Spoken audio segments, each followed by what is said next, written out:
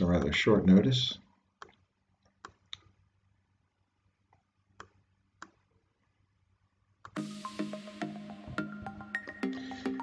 Well, welcome back, folks. It's Chris here once again with Indaba Africa, and today I thought I'd do a unannounced live stream, see if YouTube's alert system actually works and notifies people that I'm on air. We will see. Well, if folks tune in, then we'll see how it goes. But this live stream is to talk about viruses, epidemiology, virology, and things like that, how I got interested in it, and some of the things I've read over the years, and a few recommendations. And to talk to you a little bit about viruses, epidemiology, and all those lovely things that scare the bejesus out of people. So with that, let me start off with the figures here. I've written them down for today. This is the current situation with the coronavirus. Worldwide, we have 2,188,194 confirmed cases of the Wuhan coronavirus, or COVID-19 by its scientific name, with 147,632 deaths attributed to it. Here in the United States, the caseload is 662,045 confirmed cases of the Wuhan coronavirus, with 28,998 deaths attributed to it. Now, once again, I caution folks about that number, as we discovered when New York authorities a couple of days ago magically decided to take any deaths that they presumed to be related to COVID-19 and count them as COVID-19 deaths. Well, with that, they magically went from 6,000 to over 10,000. And what's the impact of that? Well, for starters, none of those people had tested for the virus. They simply were cases they suspected.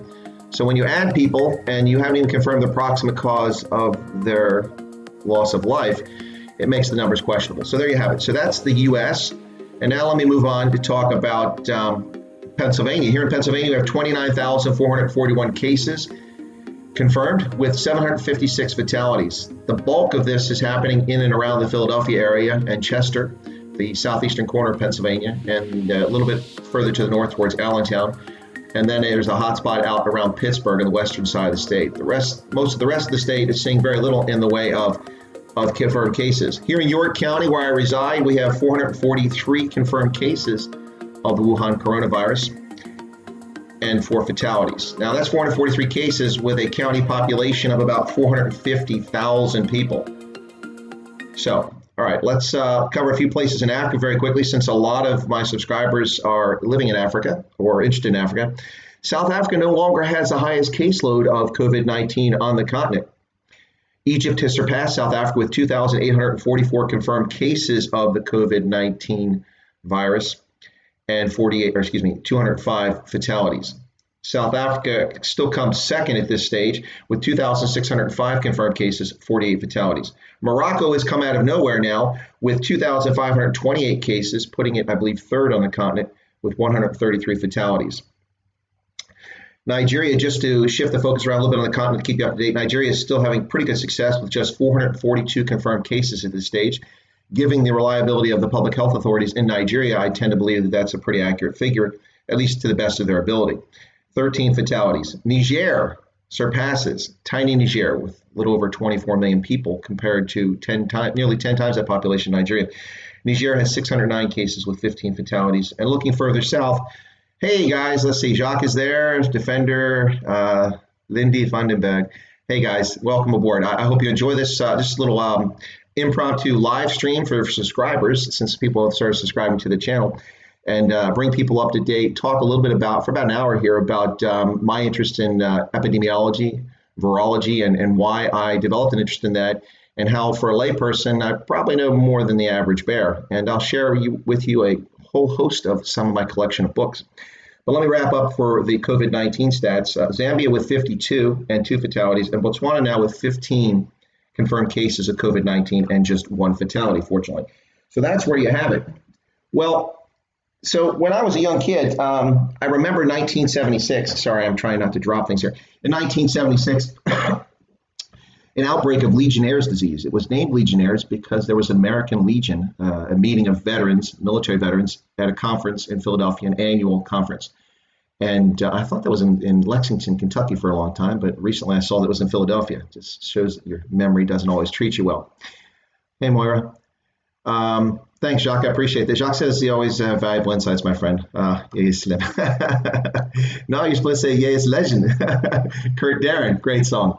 Anyway, so I was a young kid, 1976, the bicentennial here in America, and I was fascinated by this Legionnaires disease. Pretty scary stuff for the time. A lot of people fell sick. They cordoned off the entire hotel and convention center, and it was quite an interesting event. And so that was the first time I really became aware of disease in that sense.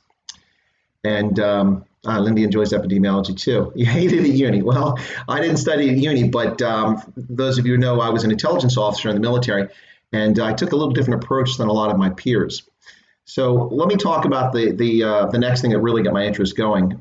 After falling in love with Africa around early 1980s and studying it at university, I in the early 1990s read a book by an author named Richard Preston, who should be well known to a lot of people by now. He wrote a book called The Hot Zone. And The Hot Zone is the book that inspired the movie with Dustin Hoffman called Outbreak. That was not a bad film for Hollywood, but it was a typical Hollywood film in that they saved the day at the last minute. It doesn't really work that way, folks. But nonetheless, it was a good film with Dustin Hoffman. It was inspired by Richard Preston's book. Richard Preston's book, The Hot Zone, in 1994, introduced me to all sorts of things. At that stage, I'd never heard of Ebola. I didn't know what Marburg was. I thought it was simply a medieval town in Germany. And I didn't know that it was a filovirus and one of the most dangerous pathogens on the planet. Just a second here. Got to have that Starbucks. Can't go to Starbucks and get the actual Frappuccino, so I get the stuff from the grocery store, and I've got a basement full of it, at least if the lockdown doesn't last into perpetuity. So I learned about things in Richard Preston's book, like a biosafety level 4, biohazard level 4 laboratories, and how about the Soviets had a facility. We had 2 here in the United States, one in Atlanta with the Centers for Disease Control, and the other at USAMRIID, United States Military Army's Infectious Disease Center. And I didn't know we had that. So I started learning more about that and realizing that these facilities stored the most dangerous pathogens for research and efforts to find vaccines and treatments to deal with these should they come out of the wild again. And so those facilities, the one in the Soviet Union and here in the United States, were the only authorized facilities on the planet to, for instance, have smallpox. When the World Health Organization declared that smallpox was wiped out in the late 1970s, that also garnered my attention. I should have mentioned that. I thought it was fascinating that we would wipe out a disease in the natural environment. So anyway, Outbreak was a good movie. Okay, Lindy, you're ahead of me there, and the band played on. I actually have that book, and I'm going to share that here in just a minute amongst my collection. So I actually found that very interesting. So Legionnaires, and then there was something in the turn of the 1980s called GRID, gay-related infectious disease. I was at university in 1982, and there were murmurs about this, and lots of gay men falling sick. Those of us who weren't gay or affiliated with the gay community really didn't pay much attention to it, but I do remember a lot of reports in the media about it and people talking about it on campus. Of course, we had lots of briefings about sexually transmitted diseases, what with being freshmen and being cut loose on the university campus. The upperclassmen our resident assistants in our dormitory would have occasional discussions about herpes and other disgusting things. Anyway, so HIV, or not HIV, but this was discussed at the time. But it wasn't too long after that, I think it was in 1983, when French virologists at the Pasteur Institute and Americans here in the U.S. Almost simultaneously found the proximate cause of what became known as AIDS, the acquired immunodeficiency syndrome. And that was HIV, the human immunovirus. And so that took place then. And so heard about HIV, started following it. Actually, sadly, had an aunt of mine who was intravenous drug user who passed away from this. That was rather sad. We didn't know that she had died from HIV at the time. She died in 1985, quite a while ago. And so it was early days. Back then, people associated HIV simply with homosexuals and then with hemophiliacs, people who are most at risk because of the opportunistic way that the infection was getting a hold of them. Interestingly enough, even in the riskiest way you could possibly acquire HIV, other than directly shooting it into your veins, would be anal sex. It's only 1 out of 100 people would normally get it from that. So not to encourage anybody to misbehave, but my point is that it's not nearly as infectious as something like Ebola or what we see now with COVID-19. So I came back in the Army as an intelligence officer in 1989, and we learned about unconventional warfare. We called it low-intensity conflict. And the examples we used in school were to study the crises in Latin America, in El Salvador, Nicaragua, places like that.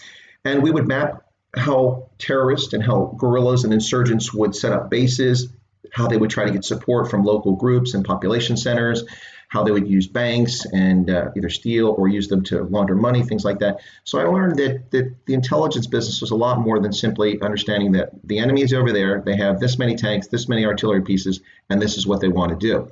Now, that's what a lot of people learn about intelligence. That's what we're taught as intelligence officers. There's more to it than that. But I grasped early on that intelligence was much more than simply where the enemy is. Because the enemy can be a lot of things. The enemy can be the weather. For your aviation, you're not going to get in the air if the weather doesn't support it, if the winds are too high, storms are dangerous. You won't be able to use certain types of munitions. So the natural environment can also be the enemy. Obviously, if you're an army, you can't march across the Atlantic or Pacific Oceans. You need some means of conveyance to get across that. The Alps could serve as a natural barrier when you're trying to get somewhere. Or if you're Boris trying to get into Natal, you have to go over or around the Drakensberg. I would recommend going around the Drakensberg with an oxen cart. Not an easy task scaling, yet they tried it, some of them. So natural terrain, natural environment, weather, all of these things are the enemy. And I also realized that infectious disease is an enemy because I studied history and I saw that throughout history, armies were greatly wiped out by infectious disease, not simply an enemy. In fact, the United States marched against Quebec twice during the American Revolution and again during the War of 1812. And both times we were defeated, but not by the British or Canadians. The reason we lost was because of smallpox. Both times the American army arrived at the gates of Quebec City, and both times were decimated by smallpox. It wiped us out. Not to mention, we've seen all this before. There's a series of books by an author named Charles Mann, best-selling author, who wrote the book 1491. This one's 1493, in which he talks about what happens. Of course, in 1492, Columbus sails to the Caribbean and lands in the Caribbean and brings with him lots of things, including infectious disease. And so 1491 is a book that is what do the Americas look like before the arrival of Columbus? And this is 1 year after what starts happening and as it goes forward. And as we know only too well, Europeans unintentionally brought infectious disease with them, such as smallpox and many other diseases. There weren't many diseases that people indigenous to the Americas had that went back the other way, but I think syphilis was one of them. But beyond that, most disease came this way, and people had no natural immunity to it. So they were completely wiped out. We saw populations devastated.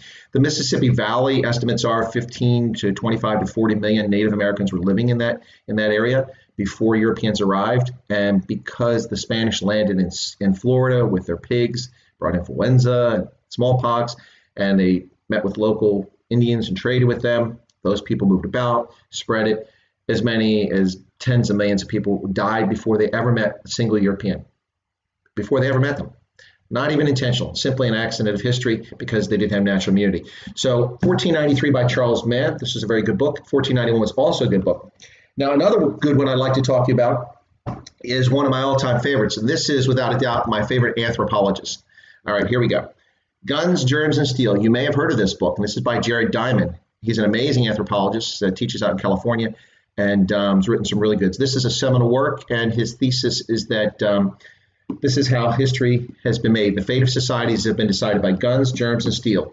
And of course, the most important part here of this discussion is germs, the impact of infectious disease and how it affected things. For instance, arguably, Europe spent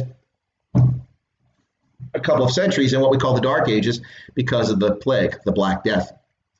Now, here's another good one by Robert Kaplan, someone that I sometimes agree with, but don't always agree with. So Robert Kaplan, The Revenge of Geography. Now, this is interesting because Robert Kaplan talks about how the map tells us about coming conflicts and the battle against fate. So, for instance, I often talk about one of the challenges in Africa is that if you live in the tropics, you're always going to have cost of living that others don't have to bear. For instance, if you live in a temperate zone, you don't have to deal with constant humidity, constant wetness, and environmental factors that degrade things that you build. If you live in Botswana, you're not painting your house every year because of mold and degradation from the environment. But you'll get that in Liberia. So you have to spend a lot more time and effort maintaining things just to exist in a area like the tropics. So not to mention infectious diseases, which are prevalent there. So this is kind of talks about the revenge of geography and how geography matters for human societies. Kind of reminds me of the heartland rimland concept, just not quite the same, but it reminds me of that. Now, all of this stuff, arguably, let's see, Blues Pixie says, gun germ steel was prescribed to us at UCT. Very good. Yeah, it's fantastic. He's got a couple other ones. I'm reading one of his more recent ones now. I picked it up, put it down several times. It's kind of like a recipe. I'll post it down later on what the name of the book is because the title's escaping me. It's just behind me there, behind the map, but I'll get it later.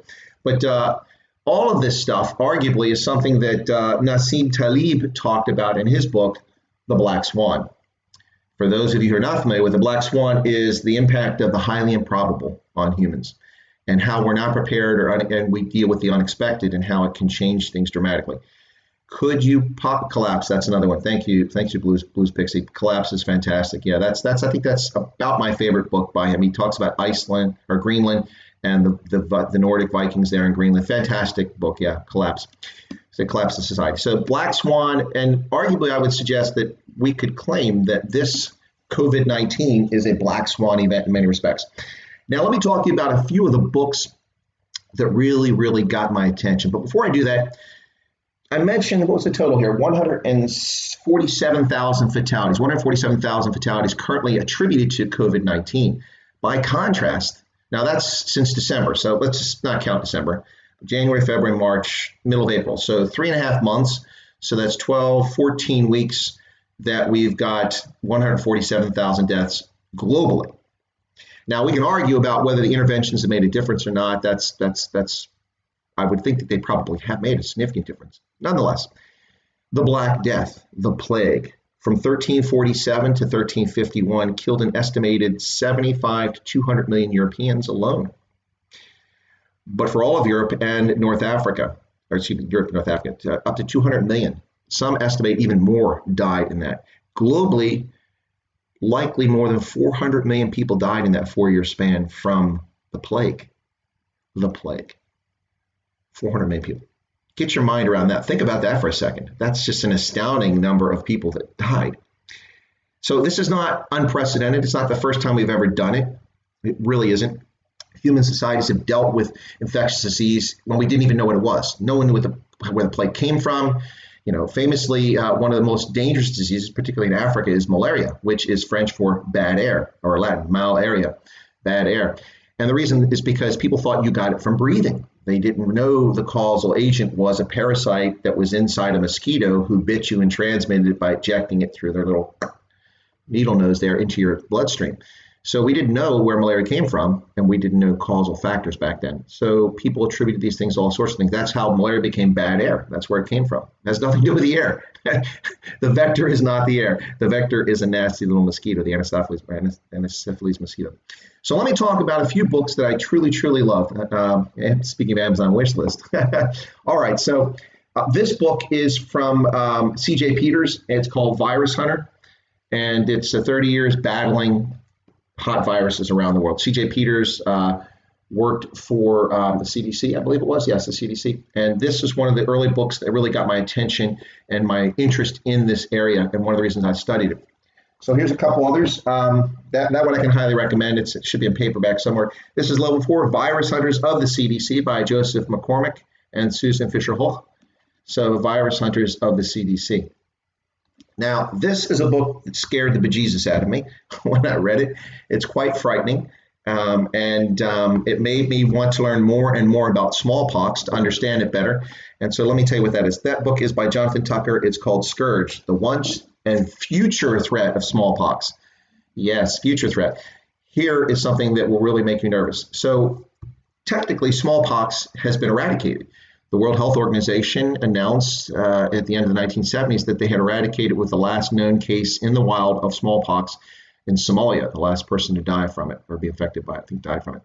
So great, we eliminated smallpox. However, the World Health Organization and the Soviet Union, United States agreed that they would be allowed to keep samples of this horrible, horrible affliction, this disease, from this virus, would be allowed to keep it in storage so that they could study it. Now, the Soviets studied it to try to use it for bioweapons, and hopefully they also tried to do vaccines. I don't know if they did or not.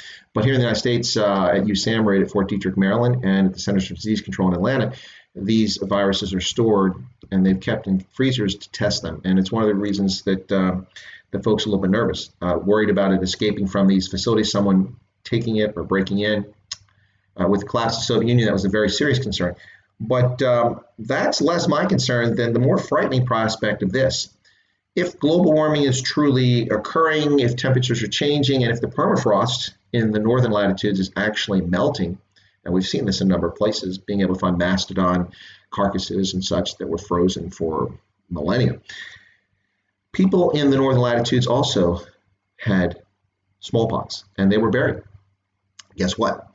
They have been able to culture smallpox from the corpses of humans found in the northern latitudes in the permafrost as the permafrost is melted. Now, that should scare you. No one's talking about that. That could be easily grabbed by someone and used against people. Pretty scary stuff. Scourge, the once and future threat from smallpox.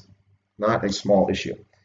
Speaking of smallpox, this book is a fantastic book. I really enjoyed. It really talks about American history. And I mentioned earlier about the Americans going after Quebec twice during the American Revolution and during the War of 1812. Were it not for smallpox, arguably, there would be no Canada, or at least not the Canada we know today. It's very likely that the Canadians would have lost to Americans, and God, look at that face that Lindy put there. They would have lost, and we would have Canada as part of the United States. A very real possibility, because the American army could have beaten the Canadians and the British forces there. But smallpox did us in. This book by Elizabeth Fenn, really good. Really good stuff. The Great Smallpox Epidemic of 1775 to 82. You'll notice those dates correspond with the American Revolution. And soldiers moving around the battlefield all over the colonies carried that stuff with them. Hey, Paulie, welcome. Good to see you there. And then, was it Lindy earlier, I think, if it wasn't, I apologize, who mentioned this book, kind of stole my thunder a little bit. This is a book that really influenced me. It's written by, sadly, a gentleman who passed away at the age of 42 as a consequence of HIV-related disease, and that is Randy Shilts' book, And the Band Played On. This is a truly, truly fantastic book that was written by Randy Shilts, talking about how in the midst of the HIV crisis, people looked the other way, mostly because of the stigma attached to it, because it was considered the gay disease, something only homosexuals got, or a small number of hemophiliacs or intravenous drug users. But initially, it was called the gay disease, and hence the name GRID, gay-related infectious disease, before HIV was discovered as the proximate cause of AIDS.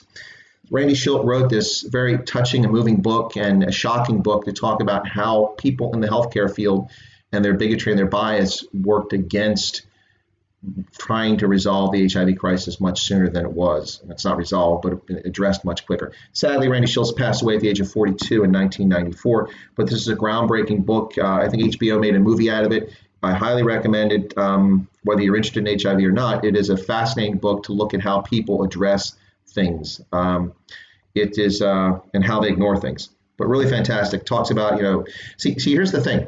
When this was considered just a gay disease, and a small percentage of the population is homosexual, well, okay, we can ignore it. Well, the problem with that is that all sorts of people donate blood, folks, and our blood supply wasn't safe because we weren't testing, because we weren't pursuing to find out what this was. And so a lot of gay men and bisexual men were blood donors, and people got HIV through the blood supply early on because health officials ignored it. So, and the band played on by Randy Shilts. He wrote other books, one about Harvey Milk, a famous gay politician in San Francisco, but nonetheless. So let me pull a few more up here and talk about those. Are there any questions out there? I see so far people say the books are interesting. But if you've got a question, throw it up there. Here's another really good one by William McNeill, Plagues and Peoples. If you want to be scared, folks, read some of these books that are from my collection. They'll really scare the bejesus out of you, all the different things out there that can hurt people and all the little nasty vectors that are out there trying to get their hands on us. But Plagues and Peoples, that's by William McNeill. You're going to see here I have quite a collection. I've been doing this for well over 30 years now. Killer Germs by Barry Zimmerman and David Zimmerman. That mask ought to get your attention there. I just joined. Did you read anything on the 19? I didn't say to Dabder. I'm not sure what that means there, but your title there. I haven't talked about the 1918 Spanish influenza pandemic yet, so don't worry about that. We may get to it. Earlier, I mentioned Malaria or Malaria, the bad air. So here's a book by Sonia Shah, How Malaria Has Ruled Mankind for 500,000 Years. So while we've shut down the world over COVID-19 with 147,000 fatalities currently attributed to it after 4 months, I was trying to find the figure for how many people actually die every day around the world earlier, and the World Health Organization site was not cooperating. The windows kept coming up blank. I don't think it's a conspiracy. That's probably some security setting on my browser was preventing that. But I was trying to get the figure just to point out how many people actually die every day around the world. It is tens of thousands, if not more, who die on the planet of 9 billion people every day. For 4 months, we now have 147,000 fatalities attributed to COVID-19. And as I mentioned before, some of those are suspect. I can't speak for other countries, but here in the United States, certainly there's questions about the veracity of whether all those people, the proximate cause of their death was COVID-19. We mentioned as many as 400 million people died in a 4-year period from the plague from 1347 to 1351. Anyway, so let's moving on here. So The Coming Plague by Laurie Garrett. Now, this one is pretty thick one. She got a Pulitzer Prize in 1996 for writing about the Ebola virus. Now, most people weren't thinking about the Ebola virus in 1996. They were thinking about it in 2014 when we saw it in the Mana River region in West Africa. All right, so there you go, The Coming Plague. Did I see the Stefan Lanoux interview today? His guest has strong beliefs around. I did not see that. I was busy doing a few other things, hadn't got around to that. So The Coming Plague, interesting. But this is not easy reading. That's a paperback, but a lot of this is probably about 200 pages or 100 pages is references. It's a well-referenced book by Laurie Garrett. It's not just the viruses themselves and affecting our bodies, but also how bacteria and viruses and other pathogens like phages affect other things like our food supply. Here's a book by Marion Nestle called Safe Food. Safe Food. Bacteria, biotechnology, and bioterrorism. This one will scare you too.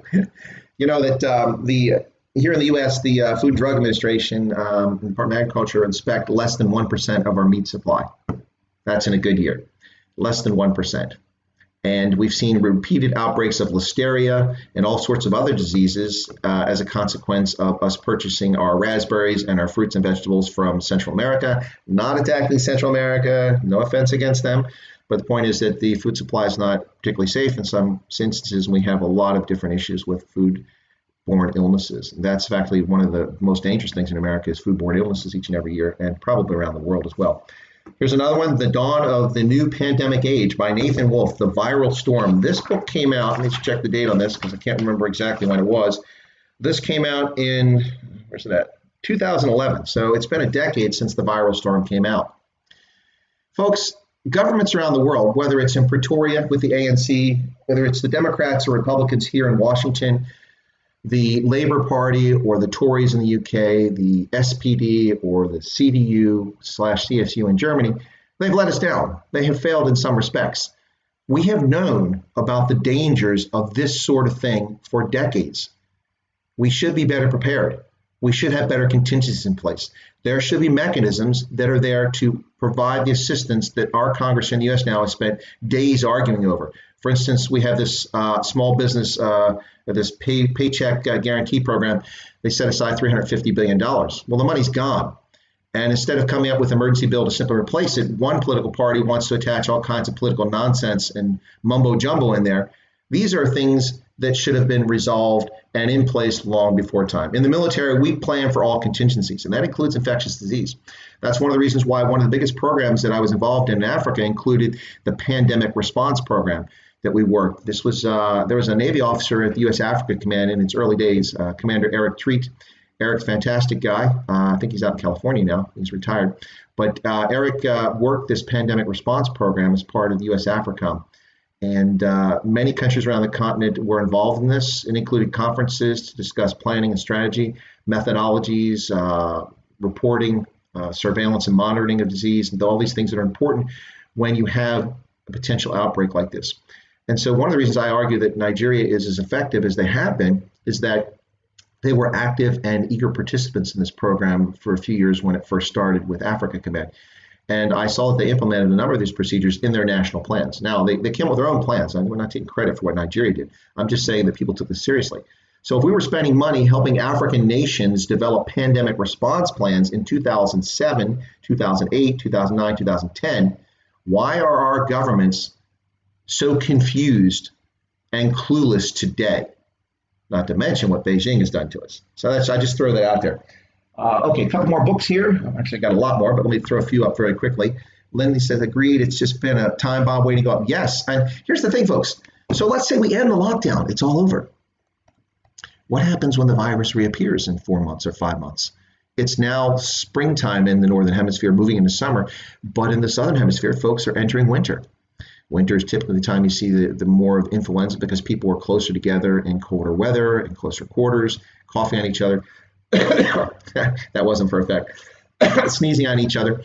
So yeah, this is a bomb waiting to explode. And government authorities don't. Let me tell you the dirty little secret here. Why I don't think that they don't take this seriously. If we looked in New York State, the former lieutenant governor there, when Governor Cuomo was complaining a few weeks ago that the federal government was not getting him respirators, they were not helping him, right after he just said they were helping him. So I'm not really sure which direction he's going. I think that he was probably exasperated and frustrated, and he let his tensions out on the federal government when it was inappropriate. But he, as governor, had refused to spend $579 million buying several thousand respirators just in 2015. Why? Because they decided to spend nearly $1 billion making a solar panel factory near Buffalo, New York, which went bankrupt, as I understand. But the point is that the solar factory is climate change and all the sexy things that woke culture likes and potential for jobs. Buying respirators from a supplier that's not based in New York is not going to create any jobs in New York. So you can understand how politicians look at short-term results. Not picking on Cuomo, I could pick a dozen other examples. We could look at the Trump administration. They inherited the national stockpile that was virtually empty because the Obama administration and Congress never restocked the PPE, the surgical masks, the gloves, and all the protective equipment that should have been on hand. Some was on hand, but it wasn't fully stocked. That didn't happen after the Ebola crisis, which was 2014. So let's be generous and go from 2015, 2016. The Trump administration comes in January 2017. So both administrations failed to restock it. So we can pick on anybody, but the point here is that politicians are seldom rewarded for strategic thinking. They really are not. Think of the risk that John Kennedy took when he announced we were going to the moon. By the end of this decade, we'll put a man on the moon. What a lunatic. What a crazy man. Who's going to the moon? Well, we made that challenge. We challenged ourselves because we were concerned about the Soviets, and we managed to pull it off by getting there in 1969. So as humans, we can accomplish a great deal. This is another fantastic book, and I've always had a hard time pronouncing this name because I think it's Armenian. Michael Schneierson and Mark Plotkin, The Killers Within, The Deadly Rise of Drug-Resistant Bacteria. This, if you work in the medical profession, already scares you. You know about multi-drug resistant tuberculosis. You know about all the things like staph infections, Staphylococcus aureus, and how we have versions of these viruses that are immune to most of our antibiotics. And that's our first line of defense. This is a scary concern. So many people in the medical field are working on other ways. We're even looking back to the 1930s and what the Soviets did in medicine with phages, using a phage as a means to defeat viruses. But this is where money needs to be spent, antibiotic resistance and other methods for dealing with these sorts of medical issues. Killers within. When Germs Travel, 6 Major Epidemics That Have Invaded America Since 1900 and the Fears They Have Unleashed by Howard Marple. Fantastic, another book. It was a bit pricey when it came out. I never pay retail, but it was $25. So let's check the date on this one. This was 2004, so nearly 20 years ago. He talks about 6 major epidemics. How do you dare speak the truth about the Obama administration? The UKPM has egg on his face, decline a raise for national. Okay, Lindy, but what does a raise have to do with being prepared for this? Unless you're saying that if people didn't get a raise, they left the medical profession. If you're saying it's unfair that they don't get a raise, I get that. But not giving people the medical profession unless they leave the profession for something more lucrative isn't really something that's keeping us from addressing them. That's my view. You can disagree, and please do. If you do, I'll mention it here. I'm trying to find the date. Oh, yeah, I mentioned the date already. So I'm trying to find that he's got the Bubonic Plague. What else? Lice, and typhus, cholera. Yeah. When Germs Travel. That's another good book. Well, if you're not filling your book list with things that are interesting, I've got a few here for you. So a few more. All right, so here's another one. Ebola, the Natural and Human History of a Deadly Virus by David Kwan. It's kind of a thin one, easy read. Those who don't like to spend a lot of time reading books, look at that, hardly any pages to it. Nonetheless, interesting primer on Ebola if you want to learn about it. Virus X, Tackling the New Killer Plagues by Frank Ryan, a medical doctor. Some of these are a little dry because medical doctors aren't always the best authors, but I will tell you what, Richard Preston and the Hot Zone, that you cannot put down. And if you get the book on tape, the audio version, listen to it in your car if you're ever driving, you better pay close attention to the road because it will scare the heck out of you. Very well produced. The Secret Life of Germs, Observations and Lessons from a Microbe Hunter, Philip Tierno, PhD. The Secret Life of Germs. Sounds like one of those teen television shows. I mentioned earlier the Black Death or the Plague from the 14th century. And here we have the mysterious past and terrifying future. Once again, people warning us about the future of infectious disease. Plague, the mysterious past and terrifying future of the world's most dangerous disease. Why is it the most dangerous disease? Because it's killed more human beings than any other disease in history, all of them combined, likely. As I mentioned, that one outbreak of it was as many as 400 million people globally died in 4 years from one disease. That's one time. The plague has ravaged Europe several occasions. That's just the most deadly one. So this was in 2004, and Wendy Orant was already warning us about plague. And we get plague here in the United States. You get plague in Africa too. We do get it. It's not simply something that happened 6 centuries ago. Chris, are both viruses and bacteria dispensed with by heat? Well, it's interesting, Jacques. Which viruses are you talking about? Are both viruses and bacteria dispensed? Yeah, well, ultraviolet radiation has a major impact. Ultraviolet radiation normally destroys the RNA of most viruses. It just needs a little bit of exposure to it. It's one of the reasons why if you go into a level 4 biohazard, before you get to that level, you go through a UV room so it can kill off all of that stuff. Funny enough, though, not funny, but scary enough, things like anthrax. Anthrax comes in a spore, and it's a very hard spore, and it's very durable. Anthrax can survive for ages in the open because the spores protect it and still infect people. Pretty scary stuff. That's one of the reasons why the Soviets used it and looked at it as a bioweapon, because it was so durable and they could make it last for a long time. So here's one by Edward Marriott, the story of science, rivalry, and the scourge that won't go away. Once again, plague. Now, you're probably starting to wonder, do I have a morose interest in life? No. As I said, this stuff, it's debatable. I don't know the nitty-gritty. Okay. This stuff is all something that threatens human beings. And as you can imagine, an army that's deployed in the field on peacekeeping or combat operations or simply patrolling or training is undergoing lots of stress, poor sleep habits, missed meals, tired, immune system worn down, and you are susceptible to catching things like this that people would normally catch.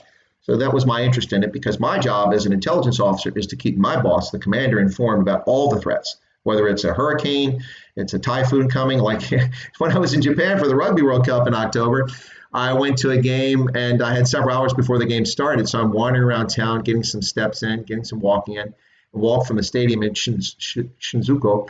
And it's a long way from where the town is. So I walked for about an hour and a half to get to the city. And as I did, I watched several military aircraft flying west.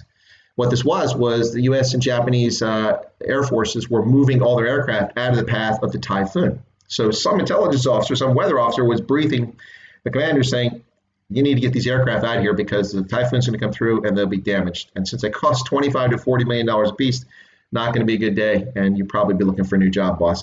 So the intelligence officer's responsibility is to keep the commander informed about all the threats to materiel, to the troops, and to the welfare of the force. So that includes weather and things like this. The Black Death by Philip Ziegler. Looks like I have a bit of an obsession now with that, but not really. This is a good one, talking about biological weapons in America's Secret War by Judith Miller, Stephen Engelberg, and William Broad. This one was interesting. Won't lie, Chris, here's some weird virus apocalypse prepper. You guys in this prepper stuff, let go. I don't get that. What's with the prepper stuff? All right, the new killer diseases. This one's very good, too. I enjoyed this. It's by Eleanor Levy and Mark Fischetti. Why SARS, West Nile, Ebola, and Mad Cow are only the beginning. So, Mad Cow. This was a much more recent book. As you're talking about, no, it's not. Sorry, 2003. SARS, West Nile, Ebola, mad cow, or only the beginning, the new killer diseases. Well, the authors are right. Now we have COVID-19, a corona family virus, and look what it's doing to the world with just a couple million people confirmed with it and 147,000 fatalities over 4 months. Look how the world is shut down. Phenomenal. Talk about prescient authors. I would recommend this book. It was really good. I remember reading it. I enjoyed it. A little bit scared too. The New Killer Diseases. A lot of these books are dated, not dated in the information, but dated as in they came out a long time ago. And so you may only be able to find them in paperback. A Higher Form of Killing, The Secret History of Chemical and Biological Warfare. Okay, by Robert Harris and Jeremy Paxson with a new and final chapter. This was an updated paperback version of it that I got some time ago. So you might find that one interesting as well. Just take a look at it. All right, just a few more here. I'll run through them, and then we'll do some final thoughts. I don't want to keep people here all day and have you terrified of walking out of your house ever again. 6 modern plagues and how we're causing the things we're doing. And that's one of the things I want to talk about here. This, as Lindy mentioned earlier, was infinitely predictable. What causes this? Well, one of the reasons why Ebola had never been a major problem for the world is that when it broke out, Ebola would always be in some remote village in the Congo or in western Uganda, so eastern Congo. And so people live in a remote village. Not many people enter the village, just occasionally. The virus would manifest within 7 or 8 days, and people would show symptoms and become ill from it very quickly and die within just a matter of days. And the symptoms were, of course, blood pouring out of your eyes, out of your nostrils, out of your mouth, your ears. In other words, if you walk into a village to trade with people and people are sitting around with blood oozing out of their body, you are not going to stay very long. So you hightail it and run the other way. Exit, stage left. Well, that contributed to it never really catching on and spreading beyond a small area. So the thing is that that's not how the world is anymore. You can be in a small village in Kenya or Uganda or somewhere out in KZN today, come in contact with some sort of virus or bacteria, and you're on a plane later in the evening or the next day, flying all the way around the world. Globalization has made our lives infinitely better, less complicated for some, more complicated for others, but brought untold riches and lifted a few billion people out of poverty. But it does not come without price. And one of the prices is the ability through modern air travel and commercial shipping to transmit bacteria, viruses, and also pests and unwanted things easily around the world. And we've been doing this for centuries. We saw Europeans bring all sorts of things to the Americas and take things from Americas back to Europe in the form of plants and pests, rabbits in Australia. The list goes on and on. So with modern air travel, we have sort of brought this on ourselves, and perhaps simple little things like, ultraviolet lights in airports might help destroy some of these things. I'm not an epidemiologist, although I do find it quite interesting. Nonetheless, this is something that we should be taking a look at. Mad cow disease. So, interesting little factoid. During the 1980s, the United States Army sourced much of its beef that it provided in the commissaries and in the dining facilities for soldiers based in Germany and elsewhere in Europe from the United Kingdom. Well, what was happening in the United Kingdom? Well, they were feeding their cattle ground up sheep, including sheep brains. And so we wound up getting Creutzfeldt-Jakob disease, not getting it, but it wound up taking a bovine disease and it carried over to humans, and we wound up with mad cow disease. Now, as a consequence of having consumed beef in the military in Germany in the 1980s, I am prohibited from donating blood because they don't know if there are prions in my blood. Prions are not living things, but they're yet another thing that can cause all sorts of nasty diseases. Mad cow or Creutzfeldt-Jakob disease being one of them. So this is one about fighting AIDS. I'll pass that. We've already talked enough about HIV. And a couple more here. Beating Back the Devil. On the front lines with the disease detectives of the Epidemic Intelligence Service. Marilyn McKenna. Good book, Beating Back the Devil. There you go. So you might want to check that one out as well. And then this one I do recommend. If you don't buy it, I would recommend The Hot Zone. And if you're really into it, you could read the Band Played On by Randy Shilts. But The Hot Zone, you've got to read The Hot Zone if you've never read it. It's not that long a book, and it's engrossing, and it will just drag you in, and you'll read it and be like, oh my gosh, what's going on? Why weren't these government officials dealing with this sooner? All right, so This book is called Where the Germs Are, A Scientific Safari. I like the name. It's by Nicholas Bacalar. Where the Germs Are. Yeah. So while we have officials telling us that COVID-19 remains alive on surfaces for days or weeks, whether it's cardboard or steel or metal surfaces, this book talks a lot about where you find germs. And it might scare you. You may have heard anecdotally the story that, oftentimes people's kitchen counter has more germs and is more dangerous than their toilets. In some places, that's true. People clean their toilets better than they clean their kitchen sink. So that might scare you. Anyway, where the germs are, where the boys are, where the germs are. So that's one I could highly recommend, and I suggest if you take a look at it. But let's see, Blues Pixie says, watch a documentary of tourists to India, return to USA with new pathogens for which none. Yeah. No, and it's just the reality of life. This global travel contributes to it. I'm not arguing that we don't travel globally, but we need to be smarter about things. Let me give you a little anecdotal story here. We're short on time because I want to end this in time for Ronaldo fans, so you can go catch his stream at the top of the hour. But so I went to Tanzania. I was stationed in Black Swan. I went to Tanzania for 3 conferences over a 6-week period. I had, of course, had a yellow fever vaccination. And so I went there. And when I came back through Joburg at OR Tambo, I went through the diplomatic line because I had a diplomatic passport. And I saw the same official working, because it was the same flight I was coming back over that period, each of the 3 times. The first 2 times, not a problem. The 3rd time, I brought with me my immunization record. First time, the official asked for it. Second time, didn't know if they remember me, just didn't ask for my immunization record. 3rd time, I brought my shot record, and they asked for it. Diplomatic passport, immunization record. And the official rejected it from immigration. He said, no, you can't enter the country. I said, why? This is my 3rd time in 6 weeks I've come through here. In fact, you're the guy I saw the last 2 times. You remember? I said, you remember that? Anyway, so he said, no, your immunization is not valid. I said, well, of course it's valid. I got it from the military, and it's within 10 years. He goes, no, but this paper is not valid. And I said, well, what's wrong with it? It has a doctor stamp. The paper was printed on white paper because the military didn't have any yellow paper that day, and I didn't have my shot record. So I had a valid WHO-approved paper form on white paper, and a South African immigration official refused to accept it. So he told me I was going to have to fly back to Tanzania, or I would have to walk over to a clinic, which used to be located there at OR Tambo at the International before you got through the immigration, off on the left-hand side. It has since closed. There was a clinic there. I had to go over. I had to pay $130 US to get an immunization for yellow fever. Can you believe that? True story. Absolutely ridiculous. So I had plenty of yellow fever immunization. So that was the second one I'd had in about 3 years at that point. And so I've had another one since then. So it's been quite a while. But my point is to raise that is that when it comes to infectious disease, it is a hidden enemy. You can't see it.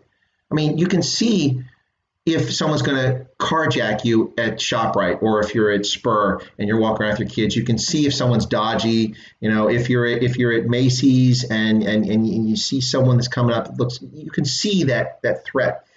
You can also see a tornado coming. You can see a typhoon coming. You can batten down the hatches. You can nail up boards around your house. You can live in the basement. You can take action against those threats because you can see them. But you can't see these viruses and these bacteria. You can see the effects of them, the impact of them once you fall ill, but it's too late. These tiny little buggers get inside you, and the more densely populated a place is, the higher the risk in most cases. So in South Africa's case, I really worry about the townships and also worry about the reporting and the monitoring that's going on with COVID-19. So we'll see. But I mention this because we see the behavior of our politicians, and I'm not arguing against lockdowns. I think the lockdowns made a lot of sense from my perspective, but we're going to have to adjust them. We just saw the UK extend theirs for 3 weeks. I expect to hear Zimbabwe extend theirs in some fashion, but I also expect them to modify it, or Zimbabwe is going to collapse. But this is a good book by Ori Brofman and Ram Brofman called Sway, The Irresistible Pull of Irrational Behavior. It's a fantastic book talking about why people make seemingly irrational decisions as a consequence of the pull and how people are swayed. Let me give you a good example that annoys me. The Kardashians. Anybody watching the Kardashians and making their life decisions, watching Kim Kardashian and her sisters, really needs to go in for a little mental health evaluation in my mind. But people are swayed by others. Irresistible pull. And this is what happens with politicians when they respond to something like this. We're told just trust the doctors. Yes, doctors we do need to trust, and the scientists we need to trust, but they are not the ones with the ultimate decision. The ultimate decision rests with someone else. For instance, the COVID-19 is not simply a public health crisis. It is also a global economic crisis. More people will die if we make the wrong decisions to lift the lockdown at the wrong time, or we never impose a lockdown. So the decision cannot be left to a scientist or to a doctor. It must be left to a leader. And we have to have the best of leaders in these times. Just a Ghost wants beers and smokes. Well, I got you. Beers I'm okay with. I like a good Weizen now and then, but I'm not a smoker, but I get that. They're going to have to open up. That's what I call an irrational decision. What is the argument for not allowing people to buy alcohol, whether it's in Pennsylvania or it's in South Africa? I get it, because people attribute alcohol abuse to domestic violence. But guess what? Those who are addicts or those who are hooked on these things who don't get that are more likely, in most cases, to be abusive than if they had the alcohol, or just as likely. So what have you resolved here? And I don't get the no smoking. That's what's, now we're getting conflicting data out of China saying that those who are smokers actually have lower incidence of COVID-19. The truth is they really don't know, and they're just making blind decisions, hopefully with the best of intentions, but we can't guarantee that. Right. Okay, so Lindy says the scary thing is a lot of your safety is in the hands of people around you. Yeah, it is in the hands of people around you. And that's why I get incredibly irritated when I see people here in the United States, in my neighborhood, who drive in from another location to play basketball with my neighbor. Play basketball, you're touching each other, you're sweating, you're bumping into each other, you're touching the ball. And this has been going on throughout this. While I and most people are keeping our social distance, we've got some knuckleheads behaving in that fashion. And that's a serious problem. All right, well, I'm going to go ahead and wrap up here shortly, but I'd like to say that I see a further extension yet so far. So, yeah, Paula, yeah, I do see extension lockdown in South Africa coming, but they're going to have to modify it. And certainly they're going to have to address this alcohol, or we're going to see some serious, serious problems. People who are alcoholic are getting their alcohol from somewhere. And a lot of people have alcohol in their homes. So if we don't lift this and let people get access to their alcohol, then we're going to see a lot more home invasions and people. I saw that anecdotal report. I don't know if it was true about someone being killed over not selling cigarettes in a shop, a tuck shop or something like that. Pretty scary stuff. But anyway, so yeah, I don't want to keep folks much longer, although I'd love to stay and talk longer. I appreciate you all tuning in. I'm very grateful for you tuning in today. I hope you've enjoyed this. This just wanted to explain to you a little bit about why I probably know a little bit more about viruses and epidemiology than the average bear.